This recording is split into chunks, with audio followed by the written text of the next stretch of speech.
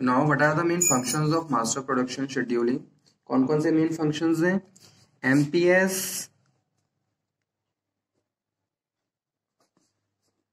formalize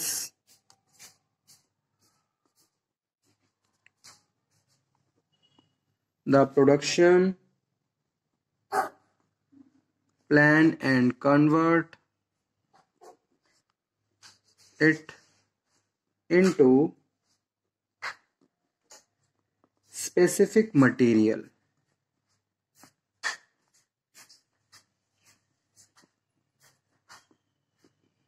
and capacity requirements. This leads to the assessment of labor,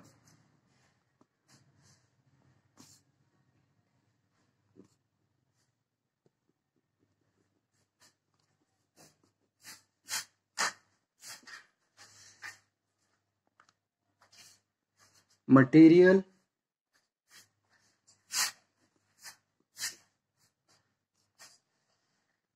and equipment need for each job.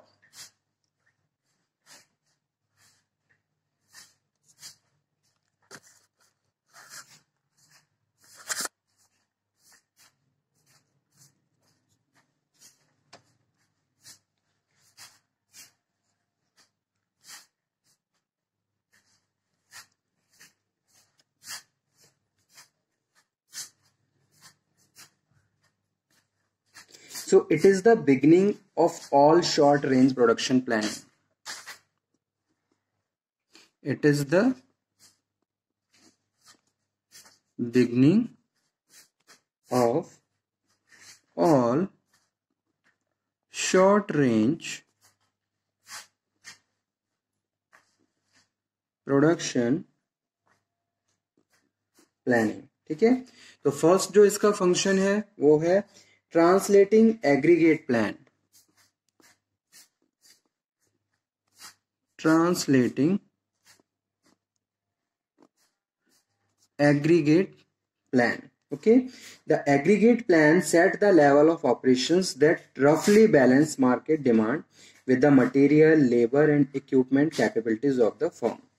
The aggregate is translated into the specific number of end product to be produced at the specific time period. ठीक है, तो first function क्या है? First function यही है, translated aggregate plan.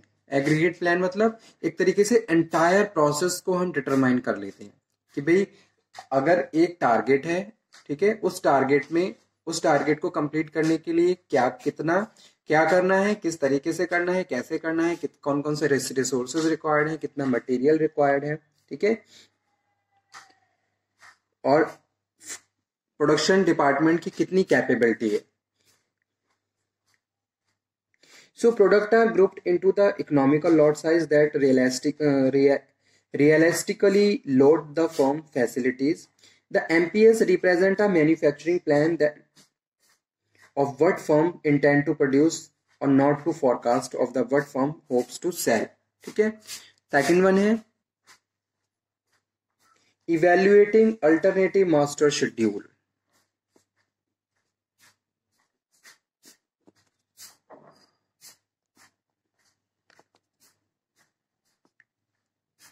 ठीक है, तो फर्स्ट वन क्या था? Translating aggregate plan. आप क्या कर रहे हो? जो एग्रीगेट प्लान है उसको ट्रांसलेट कर रहे हो एक्चुअलिटी में कि भाई क्या किस तरीके से करना है. ठीक है, और कितने रिसोर्सेज रिक्वायर्ड हैं, कितनी मनी रिक्वायर्ड है, कितनी लेबर रिक्वायर्ड है. So MPS represent a manufacturing plan what the firm intend to produce, कि फर्म को करना क्या है, क्या प्रोडक्ट कैसे प्रोड्यूस करना है, उसके लिए कौन कौन से मटेरियल रिक्वायर्ड होंगे. तो ये तो फर्स्ट फंक्शन है. ठीक है, इसके थ्रू आप बेटर तरीके से अपने आप को प्री प्लान रेडी कर सकते हो, प्लानिंग कर सकते हो, और उस प्लानिंग या कोई आप स्ट्रेटेजी बना सकते हो, उस स्ट्रेटेजी को इंप्लीमेंट कर सकते हो ताकि आप अपने प्रोडक्शंस को इफेक्टिवली प्रोसीड कर सको और टारगेट को कंप्लीट कर सको. ठीक है, सेकंड है इवेल्युएटिंग अल्टरनेटिव में एमपीएस. इसका मतलब ये है कि भाई master scheduling is done at a trial and error basis. Trial fitting the alternative MPS can be done by the simulation using computers. Detailed material and the capacity required are then drive from the MPS. इसके लिए आप क्या करोगे, पहले detail में जाओगे। अगर मैं मटेरियल की बात कर रहा हूँ, जैसे इनपुट्स आप यूज कर रहे हो, इनपुट्स में जितने भी 5M आप यूज कर रहे हो, डिटेल में आप उनको डिस्कस करोगे, उनको एनालाइज करोगे और ये फाइंड आउट करोगे कि भी किस तरीके से बेस्ट तरीके से आप उनको यूज कर सकते हो। ठीक है, अगर कोई मेथड आप सिलेक्ट कर रहे हो तो उस मेथड के भी अल्टरनेटिव्स हैं। कोई इनोवेटिव प्रोडक्ट बनाना है, उस प्रोडक्ट को बनाने के लिए प्रोसेस के लिए या फिर ट्रांसफॉर्मेशन के लिए आपके पास नंबर ऑफ अल्टरनेटिव्स हैं। Which one is best according to you, that is determined under the MPS। ठीक है, so that is also very important functions of a master production scheduling, जहां हम alternatives को evaluate करते हैं अपनी situations के हिसाब से, evaluating alternative master schedulings। ठीक है, थर्ड वन है generating material requirements। generating material requirements। The MPS is the prime input to the MRP first system. The MRP first system provides for purchasing or manufacturing the necessary items in the sufficient time to meet the final assembly date specified based on the MPS end of the products। ठीक है,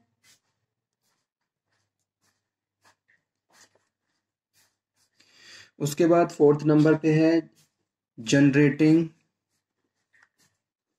capacity requirement.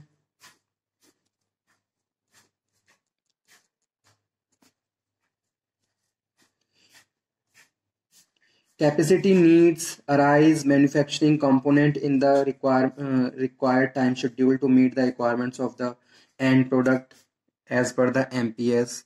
कि भाई capacity requirements, जैसे एक production manager है तो production manager ये find out करता है कि उसके प्रोडक्शन डिपार्टमेंट की कितनी कैपेसिटी है, कितना पर डे वो प्रोड्यूस कर सकता है। ठीक है, facilitating information processing, facilitating information processing by controlling the workload on the work centers। The MPS determine the delivery schedule for end product for make to stock and make to order items। It coordinate other management information such as marketing capability, financial resources। तो ये सब क्या है, integrated activities हैं productions के लिए, marketing, finance, sales. So that is information processing also very important thing, कि भी इंफॉर्मेशन किस तरीके से प्रोसीड हो रही है, वो भी आपकी मास्टर प्रोडक्शन शेड्यूलिंग। जैसे कि मार्केट से डिमांड आ रही है, तो मार्केट से डिमांड आ रही है, उसको कौन फाइंड आउट कर रहा है, मार्केटिंग टीम्स। मार्केटिंग टीम आपको बता रही है कि भाई इतनी डिमांड है, उसके हिसाब से प्रोडक्शन होगा। ठीक है, तो आपस में क्या है, इंटीग्रेशन, कोऑर्डिनेशन होगा दोनों डिपार्टमेंट्स के बीच। तो एमपीएस इसको क्या करता है, एक तरीके से प्रोसीड करता है। आपके मास्टर प्रोडक्शन शेड्यूलिंग में ये अलाइड एक्टिविटी भी इन्वॉल्व रहती है। ठीक है, और उसी के हिसाब से आपको इंफॉर्मेशन को भी प्रोसीड करना था, क्योंकि आपको इंफॉर्मेशन सेंड भी करनी होती है और इंफॉर्मेशन रिसीव भी करनी होती है फ्रॉम द मार्केटिंग डिपार्टमेंट्स। ठीक है, उसके बाद नेक्स्ट है मेंटेनिंग वैलिड प्रायोरिटीज। कब किसको क्या क्या प्रायोरिटी देनी है। अगर कुछ इनोवेटिव प्रोडक्ट बनाना है तो न्यू टेक्नोलॉजी को प्रायोरिटी देनी है, न्यू टेक्नोलॉजी बेस्ड ही आप प्रोडक्शंस करोगे।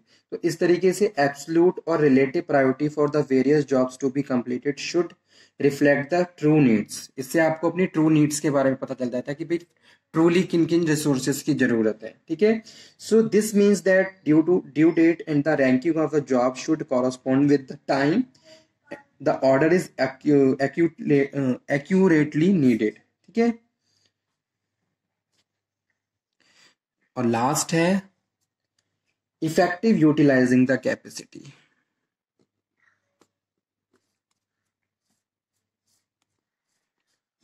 इफेक्टिव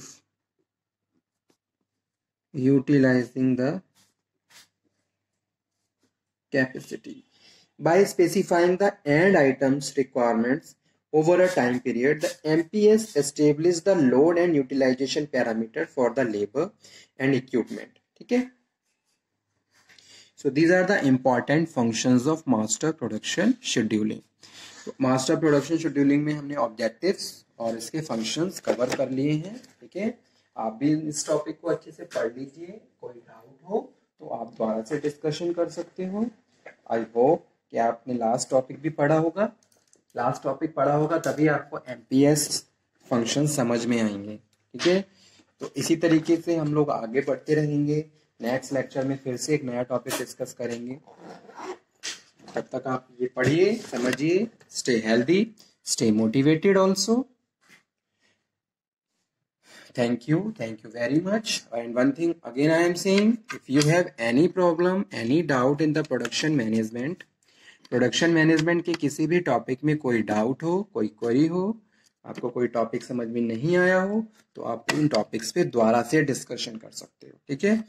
क्योंकि कुछ टॉपिक्स ऐसे हैं जिनको काफी टाइम हो गया है डिलीवर करे हुए, सो आप उनको दोबारा से डिस्कस कर लीजिए, ठीक है। और जितने भी टॉपिक्स एग्जाम के पॉइंट ऑफ व्यू से मैंने आपको बताए हैं, आप उनको नोट डाउन कर लीजिए, उनकी एक लिस्ट बना लीजिए और उन टॉपिक्स को बार बार रिवाइज करते रहिए, ठीक है। क्योंकि एग्जाम में जो मेन क्वेश्चंस हैं उन पे ज्यादा फोकस किया जाता है। तो अच्छे मार्क्स स्कोर करने के लिए एक बेटर स्ट्रेटेजी होती है कि भाई आप लास्ट ईयर के क्वेश्चंस पेपर को एनालाइज करें। पहले आप पूरा सिलेबस पढ़िए, पूरे सिलेबस को प्रॉपरली अंडरस्टैंड करिए, ठीक है। फर्स्ट यूनिट में क्या है, सेकंड में क्या है, थर्ड में क्या है, फोर्थ में क्या है, फिफ्थ में क्या है, ठीक है। उसके बाद हर यूनिट्स में से पहले तो आपको बेसिक्स पता होनी चाहिए, बेसिक्स नॉलेज आपको हो जाएगी। एग्जाम में अगर आपने वो क्वेश्चन प्रिपेयर भी नहीं किया होगा तब भी आप उसके बारे में एटलीस्ट प्रॉपरली लिख सकते हो, ठीक है। तो पहले पूरा सिलेबस कवर कर लीजिए, लेकिन उसके बाद जब एग्जाम के लिए आप प्रिपरेशन कर रहे हो तो उसके लिए मेन फोकस करिए उन क्वेश्चंस पे जो क्वेश्चंस एग्जाम में बार बार रिपीट हुए, ताकि आप वहां अच्छे से परफॉर्मेंस दे सको। Thank you very much.